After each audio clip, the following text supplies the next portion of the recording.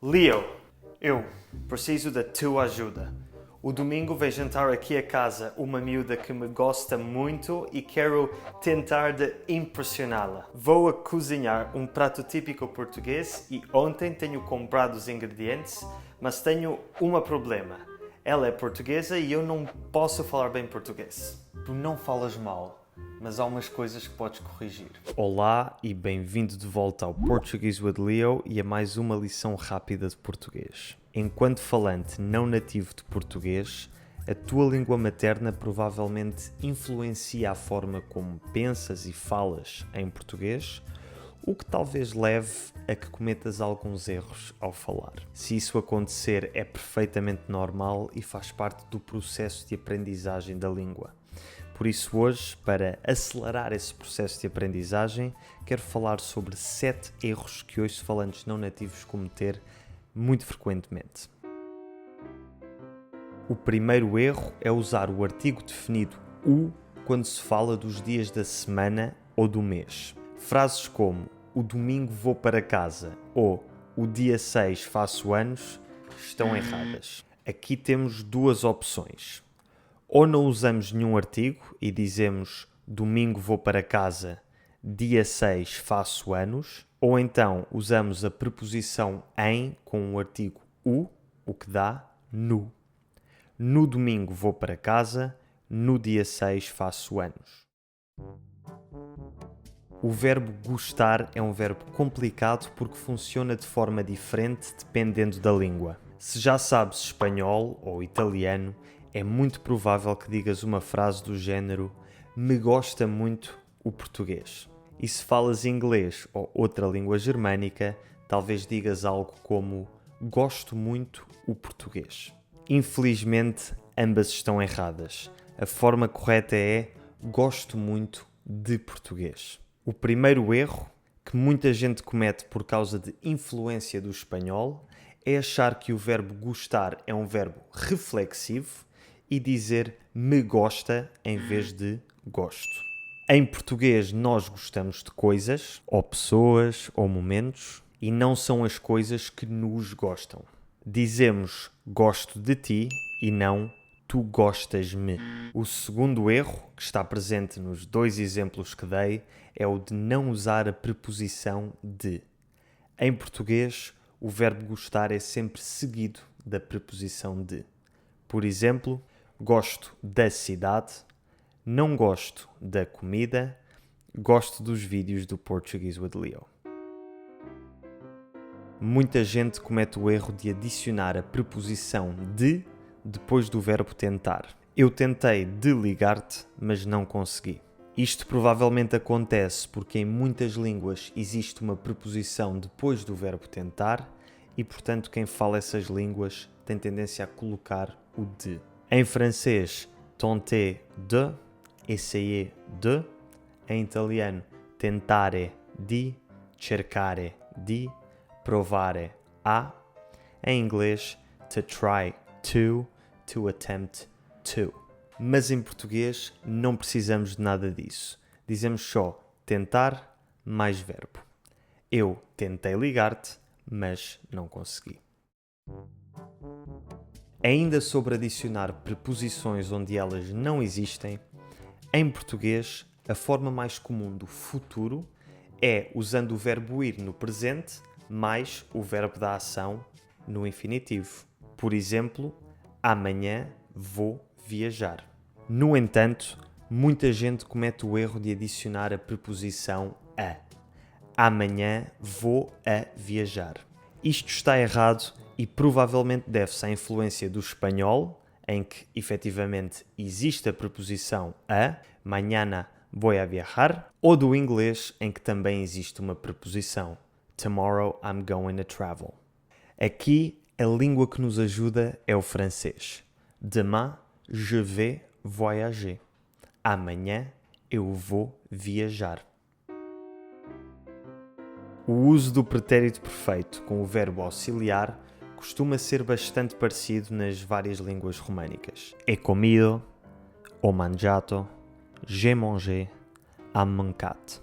Mesmo nas línguas germânicas, como o inglês e o alemão, Temos um tempo muito parecido e que é usado quase sempre da mesma forma, o present perfect.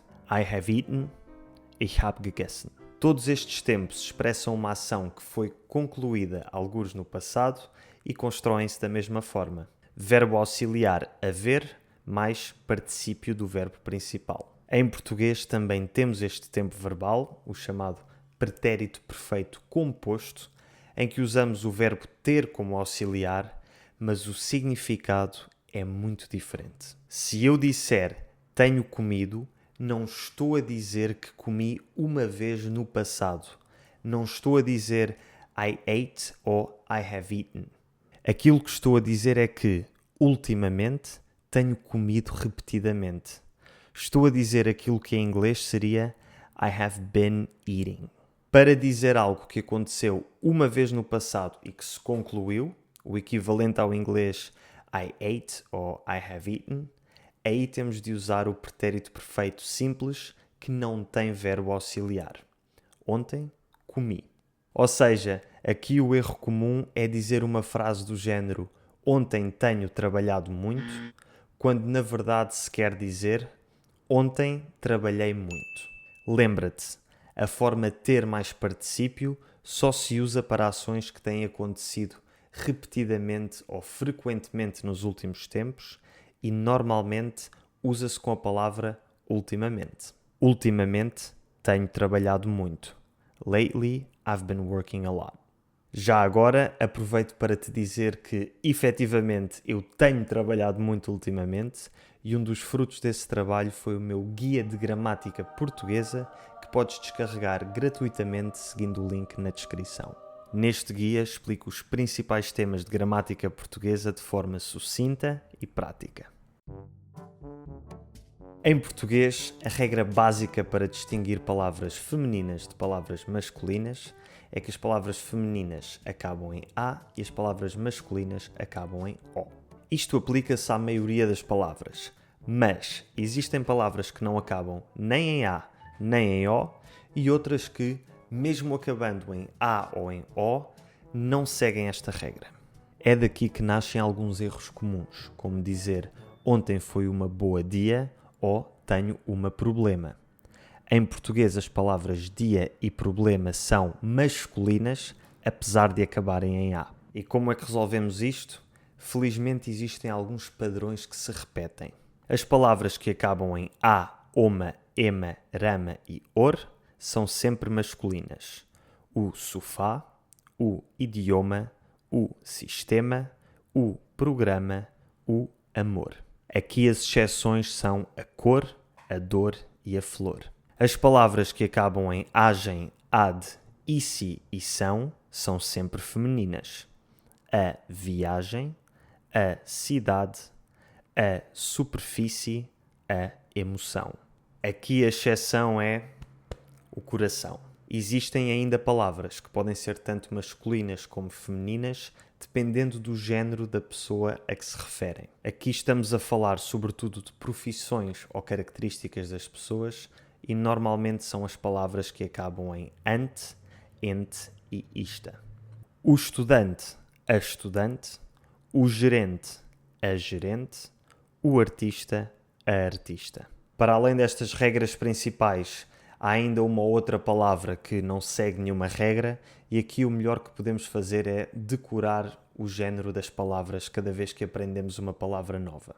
É por isso que recomendo aprender sempre as palavras com o seu artigo, que é precisamente a forma como eu as apresento no meu guia das 1000 palavras mais comuns em português, que podes descarregar gratuitamente seguindo o link na descrição. Finalmente, se tiveres um nível intermédio de português, provavelmente estás naquela fase em que já percebes bem a língua, mas ainda tens dificuldade em falá-la. Por isso, quando as pessoas te perguntam se sabes falar português, provavelmente dizes algo como percebo português, mas ainda não posso falar. Infelizmente, esta frase está errada. O que tu queres dizer é percebo português, mas ainda não consigo falar.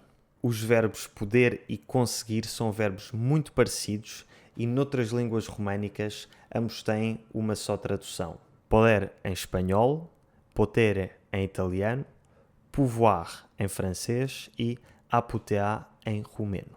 No entanto, em português estes verbos significam duas coisas diferentes. Usamos o verbo poder para falar de coisas que temos permissão para fazer e usamos o verbo conseguir para falar de coisas que temos capacidade para fazer.